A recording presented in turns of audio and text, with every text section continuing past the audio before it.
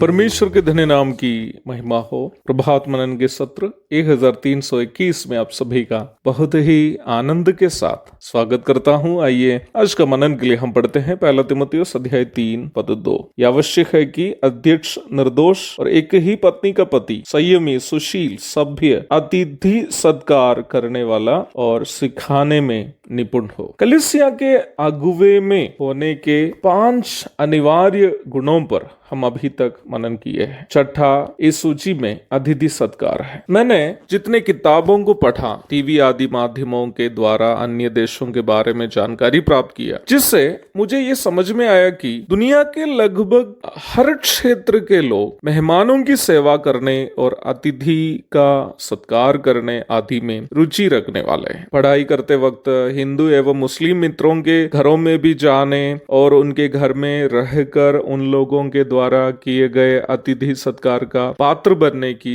सौभाग्यता मुझे मिली है। स्कूल में पढ़ाते वक्त बिहार के कई हिंदू एवं मुस्लिम विद्यार्थियों के घरों में जाने और स्वादिष्ट भोजनों का स्वाद चखने का भी अवसर मुझे मिला है। उनमें से कई लोग मुझे अभी भी अपने घरों में आमंत्रित करते हैं। ये तभी शायद ही उन प्रिय लोग मेरी इस आवाज को अभी सुन पाएंगे। फिर भी उन सभी मित्रों को, विद्यार्थियों को, उनके अभिभावकों को इस समय मैं तहे दिल से शुक्रिया अदा करना चाहता हूं, उनके प्रेम के लिए, उनके अतिथि सत्कार के लिए, उनकी सेवा के लिए। मुझे ये कहने में अत्यधिक खुशी है कि उन प्रिय लोगों की सेवा सत्कार कई बार मुझे ताजुब कर दिया है। परमेश्वर से मेरी प्रार्थना यह है कि प्रभु उन सभी प्रिय लोगों को अपनी आशीषों से भर दे।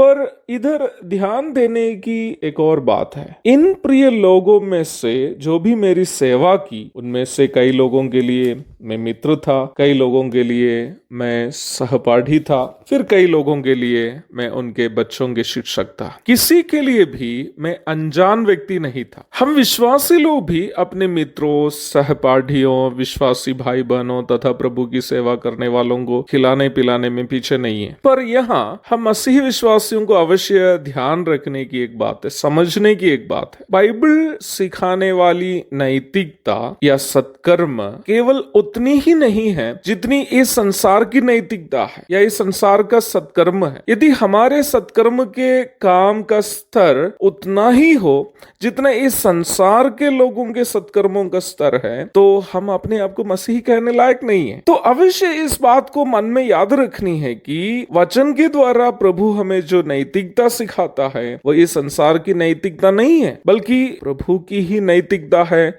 जिसका स्तर स्वर्गीय है। प्रारंभ में पढ़ी गई पद में किया गया अतिथि सत्कार करके जो उपयोग है, अक्सर हम लोग किसी परिचित व्यक्ति को एक टाइम का खाना देने के कार्य में सीमित कर देते हैं, बल्कि इस शब्द का अर्थ काफी गहरा है। मूल भाषा यूनानी में इस पद में अतिथि सत्कार के लिए उपयोग किया गया शब्द फिलोक्सनोस है। फिलोक्सनोस, ये शब्द फिलोस और क्सेनोस नामक 2 शब्दों का मिश्रण है। अपने आप से करने वाला प्रेम या मित्रों से करने वाला प्रेम आदि को यूनानी भाषा में फिलिया कहता है। इस फिलिया शब्द से ही फिलोस शब्द आया है। सेनोस का अर्थ अजनबी अथवा स्ट्रेंजर है, तो फिलिया शब्द का अर्थ अपने से या अपने मित्रों से करने वाला प्रेम और सेनोस का अर्थ अजनबी अथवा स्ट्रेंजर। इसका मतलब अतिथि सत्कार के लिए यूनानी में दिया गया फिलोक्सनोस शब्द का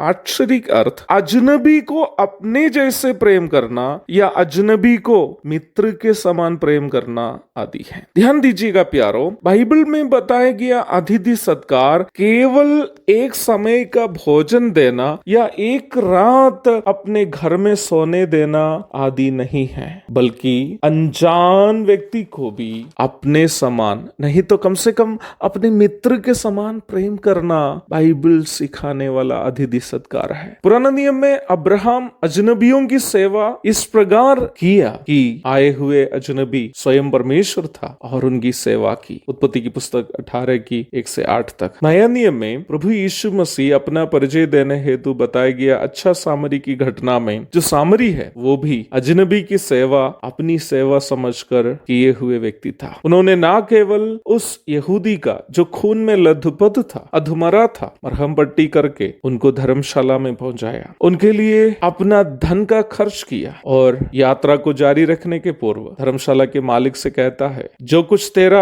और लगेगा वो मैं लौटने पर तुझे भर दूंगा। एक सही अतिथि सत्कार यही है। कलीसिया की अगुवाई करने वाले लोग ना केवल अपने विश्वासियों की, ना केवल उनको आर्थिक मदद देने वालों की, बल्कि अजनबियों की भी सेवा उन्हें अपना मित्र समझकर करने वाले होने चाहिए, ताकि कलीसिया के सदस्य भी वैसा ही करें। जब अगुवाई करने वाले लोग अजनबी की भी सेवा सत्कार करता है तो विश्वासी भी क्या करेगा? अगुवाई करने वालों का दृष्टांत पर चलने लगेंगे। एक और शुभ दिन की धन्य कामनाओं के साथ आज का मनन का मैं यहाँ पूर्ण विराम करता हूँ। प्रभु आप सबको आशीष दे। आमीन।